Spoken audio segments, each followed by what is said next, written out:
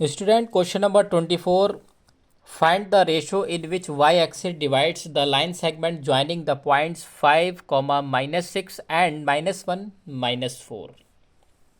यानी कि स्टूडेंट्स आपको दो पॉइंट्स दिए हैं और कहा है कि जो वाई एक्सिस है वो लाइन सेगमेंट को डिवाइड कर रहा है किसी रेशो में। अब वो रेशो हम मान लेंगे के रेशो 1।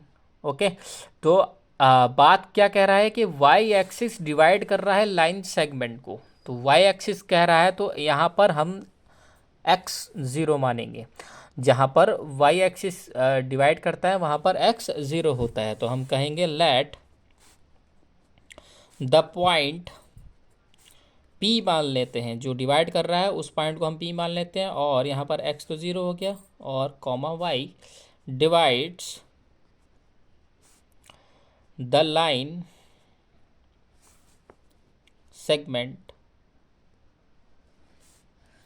Joining the points.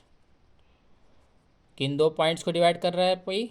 ए और बी। ए हम मान लेते हैं 5, -6 एंड बी हम मान लेते हैं -1, -4। ठीक है स्टूडेंट्स, और जो रेशो है उस रेशो को हम मान लेते हैं रेशो, लेट द रेशो के रेशो 1। ओके, फॉर एग्जांपल ये आपकी स्टूडेंट एक लाइन है ए बी, यहाँ पर एक पॉइंट पी डिवाइड कर रहा है, वो हमने माना हुआ है 0, वाई। ए पॉइंट हमें गिवन है 5, -6, और बी हमें गिवन है -1, -4, और रेशो हमने माना के रेशो 1। तो यहाँ पर भी स्टूडेंट्स हम सेक्शन फार्मूला अप्लाई करेंगे बाय यूजिंग सेक्शन फार्मूला। तो यहाँ पर हम सेक्शन फार्मूला इस्तेमाल कर रहे हैं। ओके स्टूडेंट्स, तो हम यहाँ पर हमें निकालना क्या है? रेशो निकालना है। अब रेशो निकालने के लिए मुझे किसी एक पॉइंट की ही ज़रूरत पड़ेगी। तो मैं यहाँ पर ले लेता हूँ x equals to, section formula अगर मैं आपको बताऊँ x के लिए तो वो होगा x equals to m2x1 plus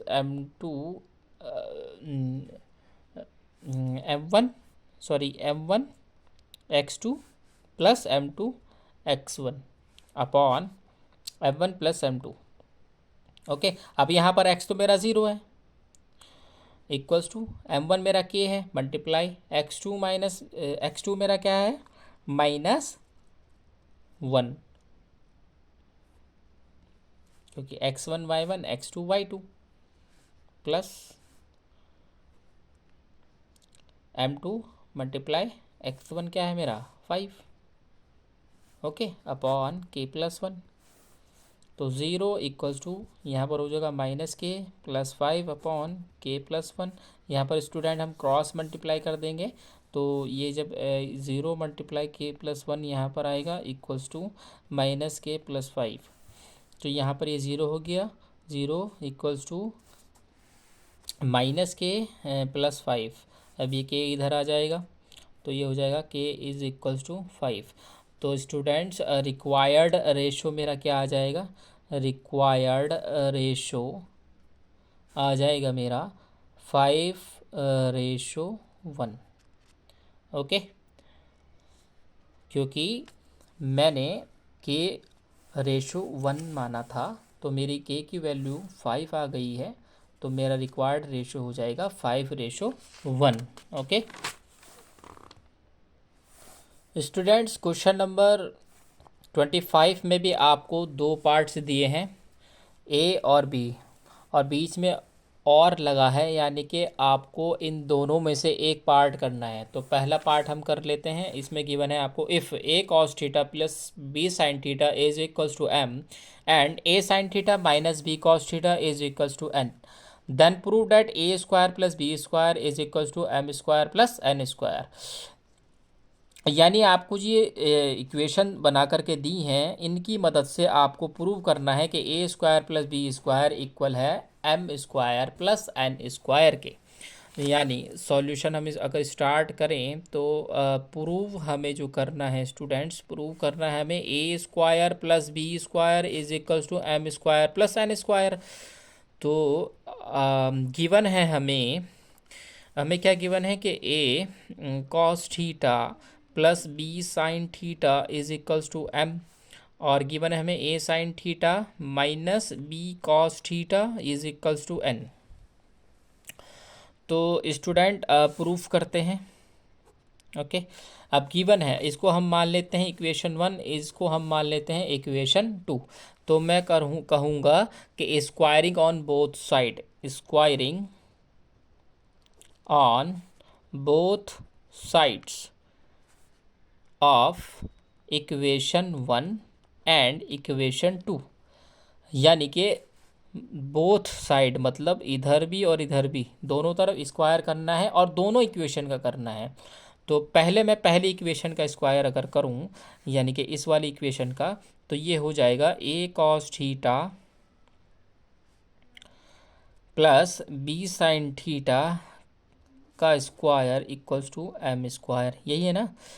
तो अब मैं इसको खोल देता हूँ स्क्वायर को, A square cos square theta, ये ए प्लस बी का होल स्क्वायर आइडेंटिटी लगेगी, तो A square plus B square plus 2ab, यानी कि 2a cos theta B sine theta is equals to M square. हम इसको इक्वेशन मान लेते हैं 3।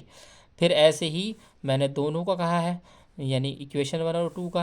तो इक्वेशन 2 मेरी क्या है, A sine theta minus B cos theta का square equals to N square. इसको भी खोल देंगे, A square sine square theta plus B square cos square theta minus 2 A sine theta B cos theta is equals to N square. इसको equation 4 मान लेते हैं students. Okay, अब मैं क्या करूँगा कि ऐड कर दूँगा, एडिंग इक्वेशन 3 एंड 4, इन दोनों को मैं ऐड कर देता हूँ। ठीक है, तो पहली इक्वेशन मेरी है कि A square cos square theta plus B square sine square theta plus 2a cos theta B sine theta plus, अब यहाँ पर आ जाओ, A square sine square theta plus B square cos square theta minus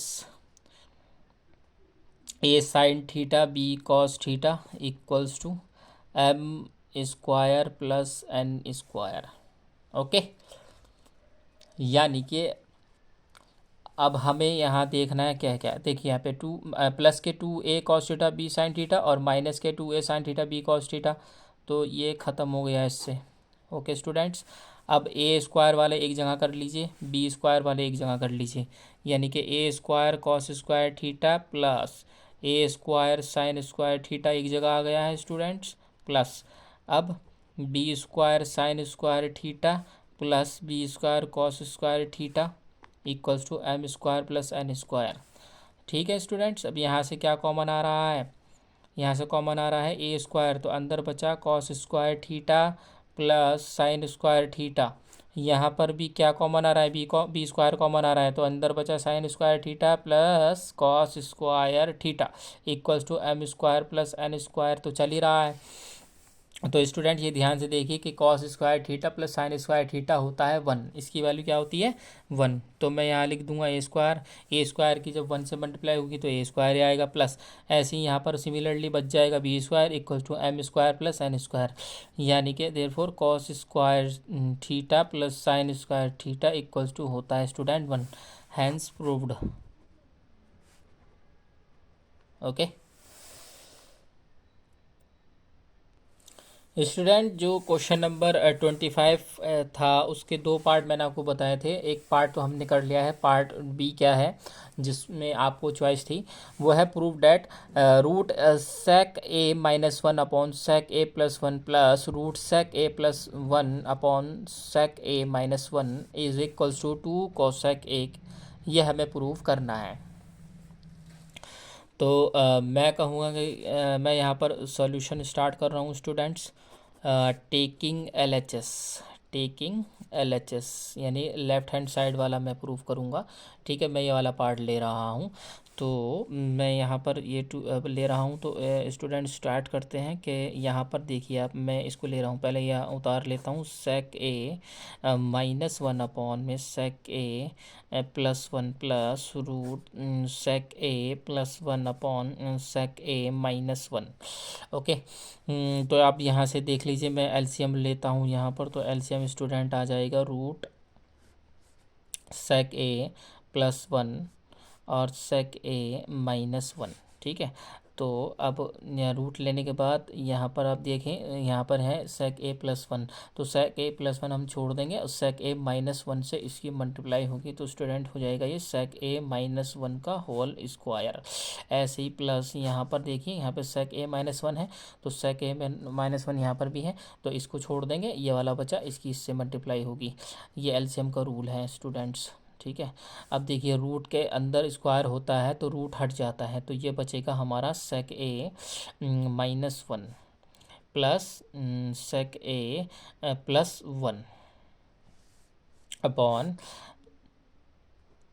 upon student देखिए यहाँ पर a + b और a - b की आइडेंटिटी बन रही है। मैं यहाँ पर लिख के आपको दिखा देता हूँ कि a + b और a - b जो आइडेंटिटी होती है वो होती है a² - b²।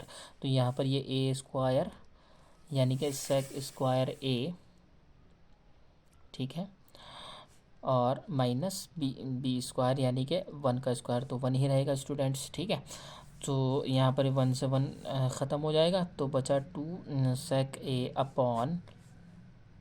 अब यहाँ पर आप देखिए कि जो हमारा सेक ए या sec square theta -tan square theta equal होता है 1 के। तो यहाँ पर अगर आप देखें, मैं इसको क्या लिख सकता हूँ बताइए। मैं इसको ये यहाँ से अगर मैं वैल्यू निकालूँ, सेक स्क्वायर थीटा, ये 1 इधर आ गया -1 और tan स्क्वायर उधर चला गया, तो हो जाएगा tan स्क्वायर थीटा। तो यहाँ पर मैं सेक स्क्वायर ए -1 का मैं लिख सकता हूँ tan स्क्वायर ए लिख सकता हूँ। ठीक है स्टूडेंट्स, तो अब 2 सेक ए अपॉन, अब ये स्क्वायर है, रूट के अंदर स्क्वायर बाहर आ जाएगा, ये निकल के tan ए। ठीक है, अब मैं 2 सेक ए को मैं क्या लिख सकता हूँ, 1 अपॉन में कॉस ए।